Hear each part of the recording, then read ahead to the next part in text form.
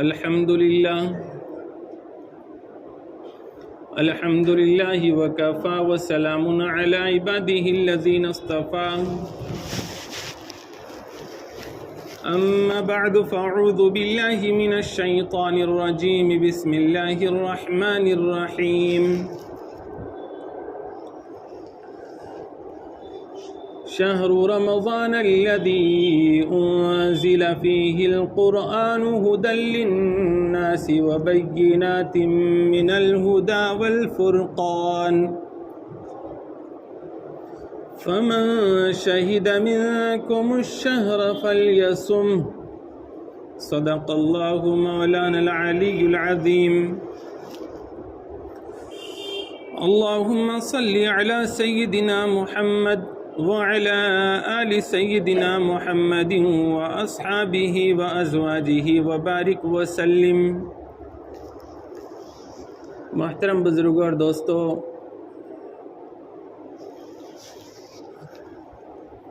ایک ہفتے کے بعد ماہ رمضان المبارک شروع ہونے جا رہا ہے، اور یہ مہینہ جس قدر فضیلت والا ہے اور جس قدر اس میں ایمان والوں کے لیے انعامات اور اکرام کی نعمتیں اللہ نے رکھی ہے، اور اس کی مغفرت اور اس کی برکت کو جس اعتبار سے مسلمان نے لینا چاہیے، اس کا احساس دلانے کے لیے رسول اللہ صلی اللہ علیہ وسلم نے فرمایا کہ اگر مسلمان کو معلوم ہو جائے کہ ماہ رمضان المبارک کی برکت اور مغفرت کیا ہے، اس کی فضیلت اور اس کا مقام کیا ہے، تو وہ یہ تمنا کرنے لگے گا کہ پورا سال ہی ماہ رمضان بن جائے۔ حقیقت میں ہم لوگ ماہ رمضان المبارک کی برکتوں سے اور اس کی عظمتوں سے اس طرح سے واقف نہیں ہیں جس طرح سے حضور اس کا اہتمام فرمانے کی کوشش فرما رہے ہیں۔ مسلمان جس طرح سے اس کا اہتمام کرے۔ ماہ رمضان المبارک آتا ہے تو آنے سے کچھ دن پہلے استقبال رمضان کے نام سے پروگرام ہوتے ہیں۔ مقصود یہ ہوتا ہے کہ جیسے حضور صلی اللہ علیہ وسلم ماہ رمضان کے آنے سے پہلے رمضان المبارک کی تیاری فرمایا کرتے تھے، ایسے ہی مسلمان بھی ماہ رمضان کے آنے سے پہلے رمضان المبارک کی تیاری کر لے۔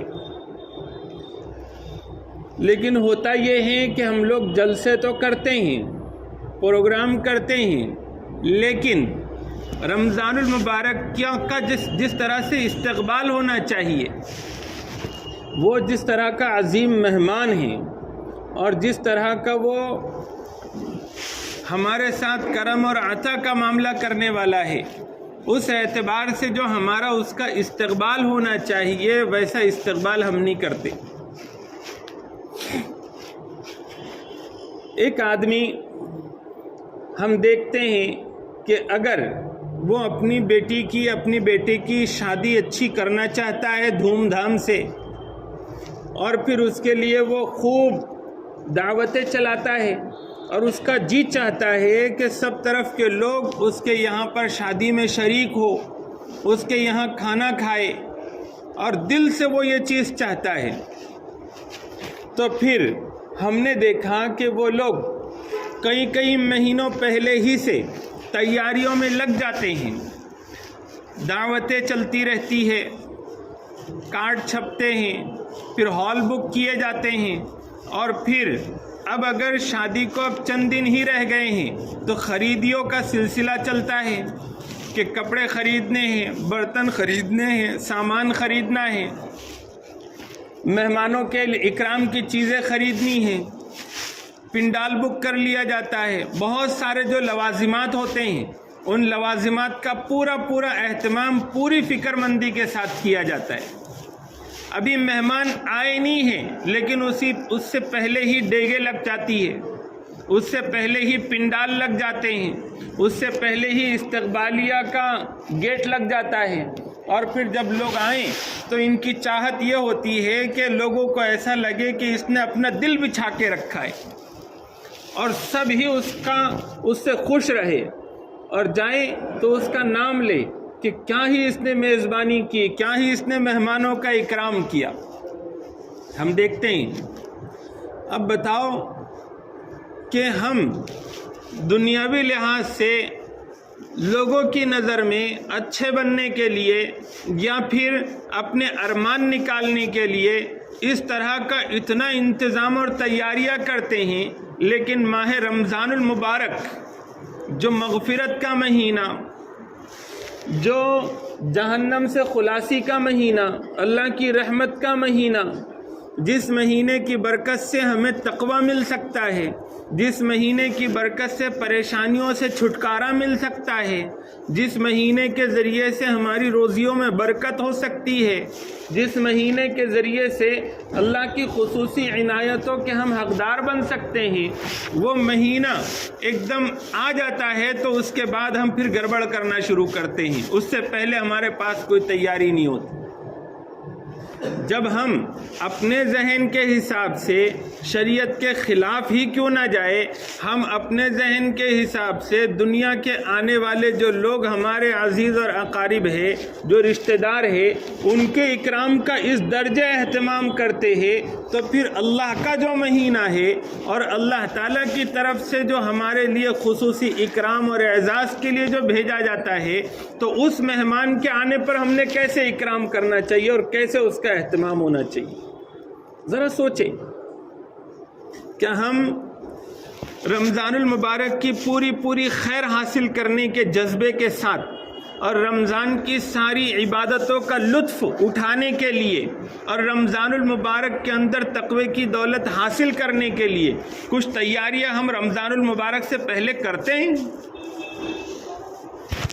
ہوتا یہ ہے کہ ماہ رمضان المبارک کے فضائل سنائے جاتے ہیں، اور پھر ہم اس کو سنتے ہیں، اور پھر ہم لوگوں کے سامنے کہتے بھی ہیں کہ رمضان المبارک کا مہینہ تقویٰ دے کر جاتا ہے، خیر و برکت دے کے جاتا ہے، اور عزت کے فیصلے کر جاتا ہے، مسلمانوں کی بگڑی بنا کر جاتا ہے۔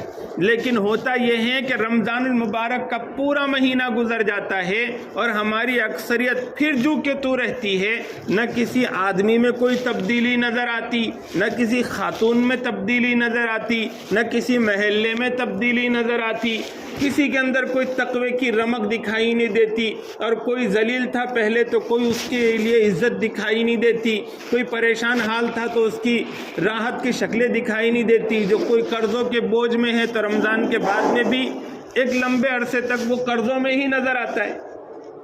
کیوں حالات بدلتے نہیں ہیں؟ کیوں حالات نہیں بدلتے؟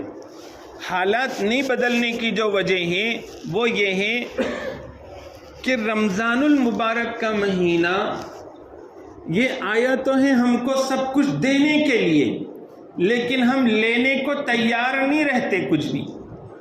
ہم کوئی ایسی تیاری کرتے ہی نہیں کہ ہمارا پورا وجود، دل، دماغ، ہماری عادتیں اور ہمارے کام ایسے بن جائے رمضان المبارک میں کہ رمضان المبارک کا مہینہ آئے تو سیدھا ہمارے دلوں کے اندر تقویٰ انڈھیلا جائے، سیدھا ہم جب رمضان المبارک میں شامل ہو جائیں تو ہمارے نام اعمال میں فرشتے نیکیاں لکھنا شروع کر دے، اور جب رمضان المبارک کا مہینہ آئے تو اللہ تعالیٰ ہم کو دیکھیں کہ یہ تو ایسے تیار بیٹھے ہیں کہ جب یہ ہاتھ اٹھائے تو ہم ان کی دعائیں قبول کر لے، ان کی پریشانیاں دور کر دے۔ اس طرح سے ہم تیار نہیں ہوتے۔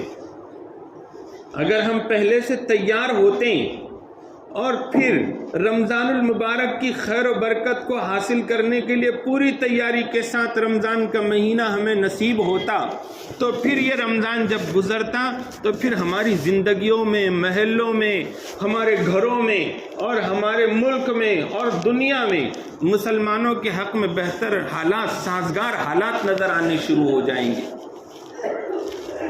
ہماری اپنی کمزوری یہ ہے کہ ہم کو معلوم تو ہے کہ رمضان کے روزوں سے کیا فائدہ ہے، کہ اس سے تقوی ملتا ہے. یا ایھا الذین آمنوا کتب علیکم الصیام کما کتب علی الذین من قبلکم لعلکم تتقون. اے ایمان والو تم پر روزے فرض کیے گئے ہیں جیسے تم سے پہلے والوں پر فرض کیے گئے تھے. کیوں؟ لعلکم تتقون، تاکہ تم کو تقوی ملے. رمضان کا مہینہ رحمت کا، مغفرت کا، جہنم سے خلاصی کا. رمضان المبارک میں دعائیں قبول ہوتی ہے، رمضان المبارک میں قیام اللیل ہے، رمضان المبارک میں روزے ہیں، رمضان المبارک میں شب قدر ہے جو 1000 مہینوں کی عبادتوں سے افضل رات ہے. ایسے سارے فضائل ہم کو یاد ہیں. لیکن کیا ہم لوگ اگر بیٹھیں رمضان المبارک کے گزرنے کے بعد کچھ مہینوں کے بعد کہ اس سال رمضان آیا تھا تو اس سال کے رمضان سے کیا کچھ ہمیں نصیب ہوا؟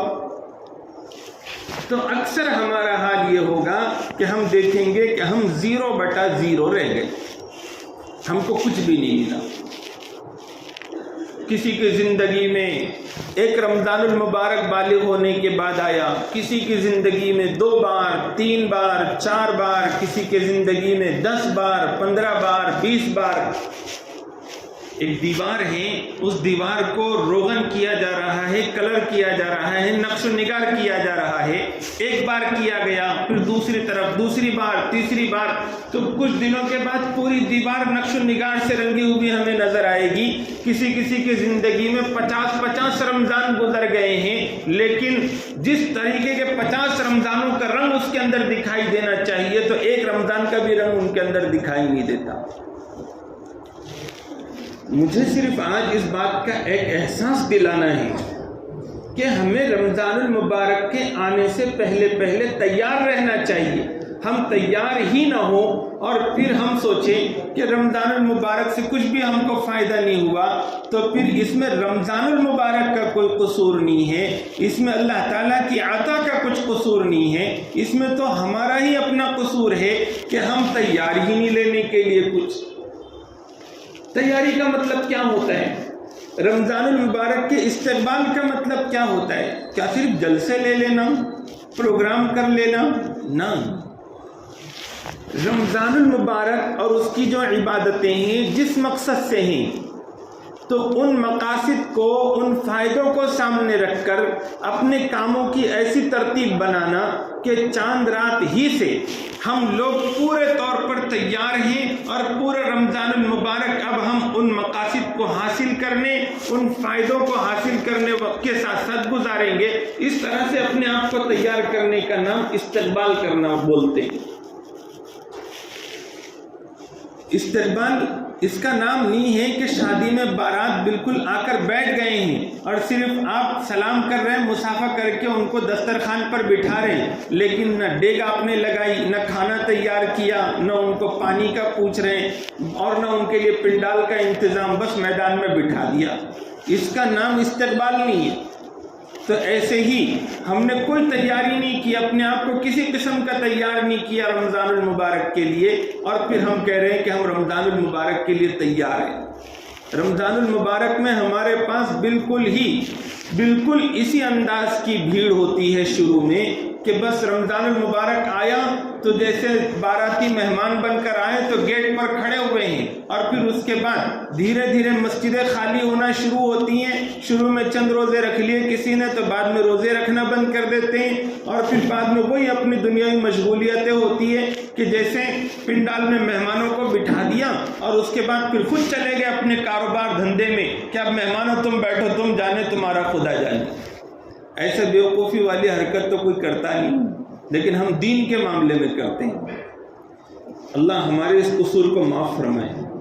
دیکھو صحابہ کے زمانے میں جب رمضان المبارک کا مہینہ آتا، سن 2 ہجری میں رمضان کے روزے فرض کیے گئے، رمضان وہاں سے شروع ہوا، تو سن 2 ہجری میں مسلمانوں کی جو مالی حالت اور دنیاوی حالت، دینی حالت جس درجے کی تھی، اس کے بعد والا رمضان آتا تو اس سے زیادہ بہتر ہو جاتا.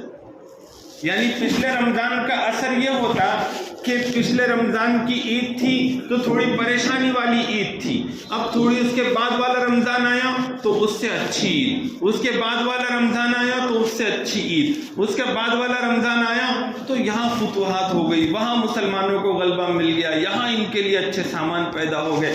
ہر رمضان کی عید ان کے لیے خوشی کا دن ہوتا تھا۔ عید کس کو کہتے ہیں؟ خوشی کو کہتے ہیں۔ آج ہمارا حال یہ ہے کہ صاحب اچھے کپڑے پہننا سنت ہے تو ہم پہن رہے ہیں، اور پھر ہم عیدگاہ بھی جا رہے ہیں، اور پھر دکھائی بھی دے رہے ہیں کہ سیویاں کھا رہے ہیں، شیرخرما پی رہے ہیں، سب ہو رہا ہے، لیکن دل اندر سے دکھا ہوا ہے، گھر میں پریشان، بستی میں پریشان، ملک میں پریشان، دنیا میں پریشان۔ کیوں بھائی؟ حقیقی خوشی ہمیں مل ہی نہیں رہی عیدوں میں، کیونکہ نہ ہم ویسے رمضان گزار رہے ہیں جیسے ہمارے سلف صالحین نے گزارے، اور نہ ویسی عیدیں ہمیں نصیب ہوتی۔ ہم اس طرح کے رمضان گزاریں تو پھر اس طرح کی عیدیں ہمیں دیکھنے کو ملے، اور آج جس طرح کے رمضان ہم گزار رہے ہیں تو ہر عید پر کوئی نہ کوئی حادثہ، کوئی نہ کوئی پریشانی کی خبر کہ بھئی عید کا دن ہے، اس دن روتے دھوتے بس اپنے حالت زار کے بارے میں اللہ کے سامنے رونا ہے کہ ہم اللہ پریشان، ہم پریشان، ہم پریشان۔ بہرحال ہم تو اللہ کے محتاج ہیں، ہمیں اللہ سے مانگتے ہی رہنا ہے، لیکن ہم کچھ کریں تو صحیح۔ ہم تیار ہی نہیں ہیں ماہ رمضان المبارک کے لیے، تو پھر رمضان المبارک ایسے آتے رہیں گے ہماری زندگیوں میں اور پھر کچھ فائدہ نہیں ہوگا۔ حضور صلی اللہ علیہ وسلم نے فرمایا نا کہ اگر کوئی اپنا جھوٹا کام اور جھوٹی بات نہ چھوڑے تو پھر اس کا کھانا پینا چھوڑنے سے کوئی بھی چیز حاصل نہیں ہوتی، اس کا رمضان گزر جائے گا لیکن اس کو کوئی فائدہ نہیں ہوگا۔ ہمیں رمضان المبارک کے مقاصد کو سامنے رکھنا ہے۔ جیسے ایک چیز سنتے چلے، جیسے رمضان المبارک میں نمازوں کا اہتمام ہے، تو ویسے بھی سال بھر نمازوں کا اہتمام ضروری ہے۔ دین اسلام کے جو 5 ارکان ہیں جس کے اوپر پورے دین کا دار و مدار ہے، نمبر 1 توحید اور رسالت کی گواہی، اللہ کے ایک ہونے کی اور حضرت محمد صلی اللہ علیہ وسلم کے رسول ہونے کی گواہی، اپنی زبان سے اور اپنے عمل سے دکھانا کہ ہم کون، ہم اللہ کو ایک ماننے والے، ہم حضرت محمد صلی اللہ علیہ وسلم کا رسول ماننے والے لوگ ہیں۔ یہ ایک اپنے زبان سے اور اپنے عمل سے اس بات کی گواہی دینا، یہ دین اسلام کا ایک رکن ہے۔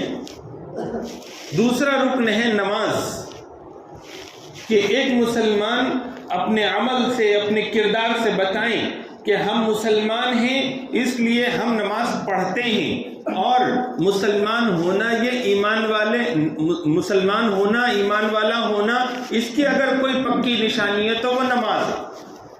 تو نماز تو سال بھر پڑھنی ہے، لیکن رمضان المبارک میں خصوصی اہتمام کے ساتھ اور اضافوں کے ساتھ نماز پڑھنی ہے۔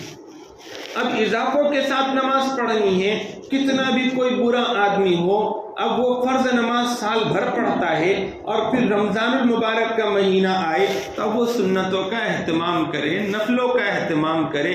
تو اب اس کے لیے، اور جو کچھ دیندار ہیں جو پہلے ہی سے سنت اور نفل پڑھتے ہیں، تو وہ اپنے اور نمازوں میں اضافہ کرے، تہجد پڑھے، اشراق پڑھے، چاشت پڑھے، اوابین پڑھے۔ اب یہ جو نمازیں ہیں، اب نماز ہم کو رمضان میں بہت زیادہ کثرت کے ساتھ پڑھنی ہے اور اس میں اضافہ کرنا ہے۔ یہ رمضان المبارک کا ایک استقبال کی شکل میں، اس کے لیے اب ہمیں اپنے کاروبار کی ترتیب بنانی ہے، اپنی مشغولیتیں جتنی ہیں ان کو کم کرنا ہے، ٹائم ٹیبل ایسا سیٹ کرنا ہے کہ ساری نمازیں ہماری کور ہو، اس طرح سے ہمارا ٹائم سیٹ ہو کہ رمضان المبارک آئے تو ہمارے یہ کام کم ہو جائیں گے، یہ کام بند ہو جائیں گے، اور پھر ہم یہ نمازوں کا اس طرح سے ہمارا نظام العمل ہوگا پورے رمضان میں۔ یہ ایک اگر ہم نے تیار کر لیا رمضان سے پہلے تو ہم رمضان کے لیے تیار ہیں، یہ استقبال ہے۔ دوسری عبادت رمضان المبارک کی ہے روزہ، اور تیسرا رکن ہے اسلام کا وہ۔ تو اب روزہ ہے تو کوئی مسلمان جس کو شرعی عذر نہیں ہے تو اب وہ روزہ نہیں چھوڑ سکتا۔ اگر ایک روزہ جان بوجھ کر کسی نے قضا کی تو حضور نے فرمایا کہ اس روزے کے بدلے میں اگر وہ زندگی بھر روزے رکھتے رہیں تو بھی رمضان المبارک کے ایک روزے کی برابری نہیں کر سکتے. اور پھر جان بوجھ کر اگر کوئی روزہ توڑتا ہے یا چھوڑتا ہے تو اس کے لیے سخت سزائیں ہیں. ایک مسلمان میں اس سے تو کانپ جانا چاہیے. یہاں تک ہے مسئلہ کہ ایسا مشقت والا کام کرنا اور ایسی محنت والا کام کرنا کہ جس کی وجہ سے روزہ رکھنا انتہائی مشکل ہو جائے یا پھر روزہ رکھے تو توڑنے کے قریب ہو جائے، تو ایسی مشقت اور محنت والا کام کرنا رمضان المبارک میں ناجائز اور حرام ہے. ہونا کیا چاہیے؟ ہونا یہ چاہیے کہ رمضان المبارک سے پہلے ہی ہم روزے رکھنے والے ہیں تو روزے رکھنے کے حساب سے ہم کام چنیں اور کاموں کی ترتیب بنائیں کہ ہمارے روزے متاثر نہیں ہونے چاہیے. رمضان سے پہلے ہم نے اپنا اس طرح کا کام سیٹ کر دیا تو گویا کہ ہم رمضان کا استقبال کر رہے ہیں. اپنی وہ جو بے ڈھنگی چال ہے پرانی چھوڑ دینی چاہیے کہ رمضان المبارک کا مہینہ آیا تو اب ہم سوچ رہے ہیں کہ ہمیں نوکری پر بھی جانا ہے، ہمیں یہ کام پر بھی جانا ہے، پھر روزہ کیسے رکھ سکیں گے، تو روزہ چھوڑ دیتے ہیں اور دنیاوی کاموں کو ترجیح دیتے ہیں. یہ غلط طریقہ ہے، یہ ایمان والے کی شان نہیں ہے. تو ہم رمضان سے پہلے روزوں کے سلسلے میں تیاری کریں، روزوں کے سحر افطار کی تیاری. اسی کے ساتھ ساتھ رمضان المبارک میں قرآن کریم کی تلاوت، قرآن کریم کو سمجھنا اور قرآن کریم کے مطابق اپنے آپ کو عمل کے لیے تیار کرنا، یہ بھی ایک منشا قرآن کریم کا ہے، یہ بھی ایک منشا رمضان المبارک کا ہے. تو ہونا یہ چاہیے کہ رمضان المبارک کا مہینہ آنے سے پہلے ہی ہم سوچ لیں تراویح پڑھنی ہے. تراویح میں یا تو ہم پورے ماہ رمضان المبارک میں ایک ختم کریں گے. کون سی مسجد ایسی ہے کہ جہاں پر اچھی تلاوت ہوتی ہے اور بہت اطمینان اور سکون کے ساتھ تراویح ہوتی ہے، مجھے وہاں تراویح پڑھنی ہے، یا مجھے 3 پارے روزانہ کے سننے ہیں. کون سی جگہ اطمینان اور وقار کے ساتھ 3 پارے سنائے جائیں گے تو مجھے وہاں تراویح پڑھنی ہے. اب جس جگہ پر بھی ہمیں تراویح پڑھنا ہم نے طے کر لیا اپنے آخرت کو سامنے رکھ کر اور شوق دکھاتے ہوئے، اب اس حساب سے اپنے کاموں کی ترتیب اور سیٹنگ بنا دی کہ میں یہاں پر اتنے بجے یہاں رہوں گا تو تراویح کے لیے یہاں پہنچوں گا. اب یہ پہلے سے ہی ہم نے تیاری کر لی تو اب ہم رمضان المبارک کا استقبال کر رہے ہیں. ہم نے سوچ لیا کہ اس ماہ رمضان المبارک میں ہمیں تلاوت کے طور پر ایک قرآن کریم پڑھنی ہے، اور ایک قرآن کریم پڑھنے کے لیے کیونکہ اگر روانی کے ساتھ پڑھے، صحت کے ساتھ پڑھے تو پڑھنے میں ایک لطف آتا ہے. اب ہم کو برابر سے پڑھنا نہیں آتا تو ہم کسی حافظ صاحب کو پکڑیں گے رمضان سے پہلے اور اس کی تیاری کریں گے کہ ہمیں روانی سے قرآن کریم آ جائے. پھر رمضان المبارک میں ایک پارہ پڑھنا ہے تو بہت اطمینان سے پڑھے بھی تو آدھے گھنٹے میں ایک پارہ ختم ہوتا ہے. تو آدھے گھنٹے کی سیٹنگ ہم بنا لیں کہ آدھا گھنٹہ ہم اس وقت میں تلاوت کریں گے تاکہ پورے رمضان میں ایک قرآن کریم ختم ہو جائے. اگر کسی کو 2 قرآن کریم ختم کرنا ہے 1 گھنٹہ فارغ کر لے، کسی کو 3 قرآن کریم ختم کرنا ہے 1.5 گھنٹہ فارغ کر لے، کسی کو 4 قرآن کریم ختم کرنا ہے 2 گھنٹے فارغ کر لے، کسی کو 5 ختم کرنا ہے 2.5 گھنٹے فارغ کر لے. اس طرح سے اپنی ترتیب بنائے ماہ رمضان المبارک. تو یہ ہم رمضان المبارک کی عبادتوں کے لیے تیار ہیں. ایک عبادت رمضان المبارک کی صدقہ خیرات ہے. تو جو زکوٰۃ دیتے ہیں وہ تو دیں گے، زکوٰۃ کے علاوہ نفلی صدقات اور خیرات ماہ رمضان میں ہونی چاہیے. کسی کے پاس پہلے ہی سے ہیں تو وہ بھی اپنے مالوں کی ترتیب بنائیں کہ اس رمضان المبارک میں 1 لاکھ روپے مجھے خرچ کرنے ہیں اور میں اس طریقے سے اس کو خرچ کروں گا. مجھے 50,000 خرچ کرنے اس طریقے سے. کوئی غریب ہے کچھ ہی نہیں ہے اس کے پاس تو وہ سوچے کہ آج سے میں 20-20 روپے جمع کروں گا، 30-30 روپے روزانہ کے جمع کروں گا. رمضان المبارک شروع ہوتے ہی میرے پاس 500-600 روپے جمع ہو جائیں گے. میں رمضان المبارک میں اس طریقے سے اس کو خرچ کروں گا. تو یہ ہے رمضان المبارک کی تیاری.